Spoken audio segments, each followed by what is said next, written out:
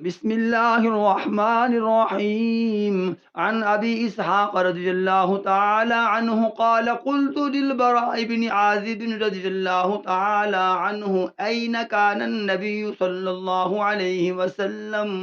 يضع وجهه إذا سجد؟ فقال بين كفيه، أو كما كان النبي صلى الله عليه وسلم. حضرت ابی اسحاق رضی اللہ تعالی عنہ سے روایت ہے، انہوں نے برا ابن عازب رضی اللہ تعالی عنہ سے پوچھا کہ ہمارے آقا محمد مصطفیٰ علیہ الصلاۃ والسلام جب سجدہ فرمایا کرتے تھے تو اپنے چہرہ انور کو کہاں، کس جگہ رکھا کرتے تھے؟ تو برا ابن عازب رضی اللہ تعالی عنہ نے وضاحت کی، فقال بین کفیہ، کہ آپ اپنے دونوں ہاتھوں کے درمیان اپنے چہرہ انور کو سجدہ میں رکھا کرتے تھے۔ لہٰذا ہمیں بھی سجدہ کرتے ہوئے اس بات کا پورا خیال رکھنا چاہیے کہ ہمارے دو ہاتھوں کے درمیان اتنا فاصلہ یقینی طور پر ہو کہ جن کے درمیان بآسانی ہمارا چہرہ آ سکے،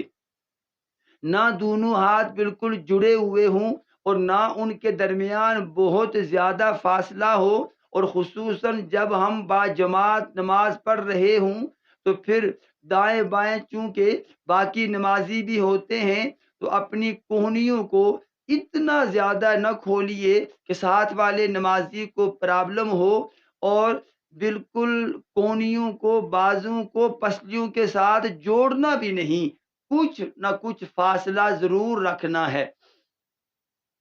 یہ صحابہ کرام رضوان اللہ تعالی علیہم اجمعین اتنی احتیاط کیوں کرتے تھے کہ ایک ایک عمل ہمیں سرور کائنات علیہ الصلوۃ والسلام سے پوری طرح معلوم ہو،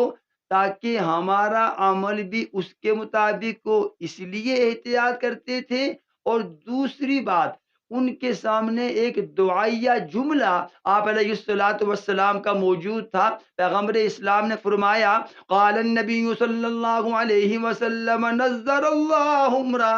سمع مقالتی ففعاها فأداها كما سمع۔ سرور کائنات علیہ الصلوۃ والسلام نے دعا فرمائی، رب العالمین اس مسلمان کی آنکھوں کو ٹھنڈا فرما،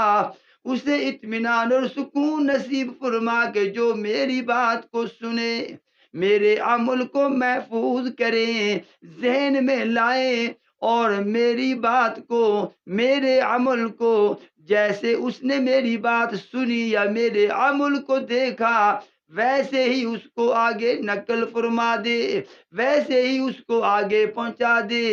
رب العالمین اس کی آنکھوں کو ٹھنڈا فرما۔ اتنی بڑی دعا کہ سرور کائنات علیہ الصلوۃ والسلام دعا فرمائیں، جس کی قبولیت یقینی ہے۔ اس لیے ہمیں بھی